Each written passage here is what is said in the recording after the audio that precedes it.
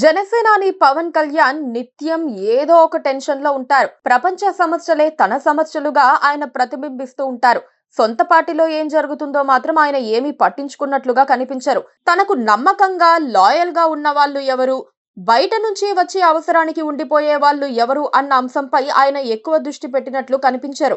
పైగా పార్టీ పెట్టినప్పటి నుంచి ఉన్న వాళ్ళు కాకుండా మధ్యలో వచ్చే వారికే పవన్ ఎక్కువ ప్రాధాన్యం ఇస్తారని ఒక టాక్ చాన్నాళ్లుగా ఉంది.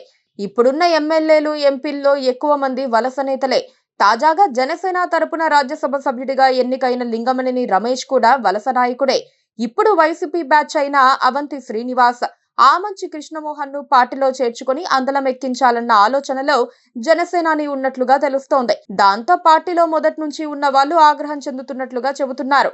తాము కష్టపడి పార్టీని డెవలప్ చేస్తే ఇప్పుడొచ్చే వారికి ప్రాధాన్యం ఇవ్వటం ఏంటని వాళ్ళు ప్రశ్నిస్తున్నారు.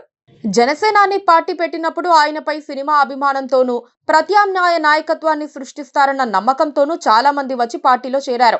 ఎలాంటి పదవులు ఆశించకుండా పనిచేశారు. ఏదో ఒక రోజున ప్రతిఫలం వస్తుందన్న విశ్వాసం వారిలో ఉండేది. అలాంటిది 2024 అసెంబ్లీ, లోక్సభ ఎన్నికల్లో మాత్రం పవన్ ఇష్టానుసారం టికెట్లు ఇచ్చేశారు.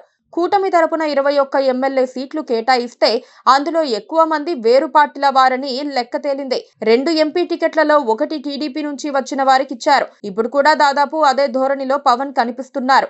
ఇప్పటి నుంచి కష్టపడి సొంత కాళ్లపై రాజకీయం చేస్తే వచ్చే ఎన్నికల నాటికి ఆయన సీఎం అవుతారని జనసేన ఫస్ట్ బ్యాచ్ వాదిస్తోంది. పవన్ కోసం రాత్రి పగలు తేడా లేకుండా పనిచేసేందుకు వాళ్ళు సిద్ధమవుతున్నారు. పవన్ ఆలోచన మాత్రం వేరుగా ఉంది. రాష్ట్రంలోని 175 నియోజకవర్గాల్లో పార్టీ బలంగా ఉండాలన్న ఉద్దేశంతో ఆయన ఇష్టానుసారంగాను, సరైన ట్రాక్ రికార్డ్ లేని నేతలను చేర్చుకుంటున్నారన్న ఆరోపణలు వినిపిస్తున్నాయి. భీమిలి నియోజకవర్గానికి చెందిన అవంతి శ్రీనివాస్, చీరాల ప్రాంతానికి చెందిన ఆమంచి కృష్ణమోహన్ ఇప్పుడు జనసేన వైపుకు వస్తున్నారన్నది బహిరంగ రహస్యం. అవంతి శ్రీనివాస్ ఒక ఆయారాం గయారాం లాంటి నాయకుడు. ఒక్కో ఎన్నికకు ఒక పార్టీలో ఉంటారు.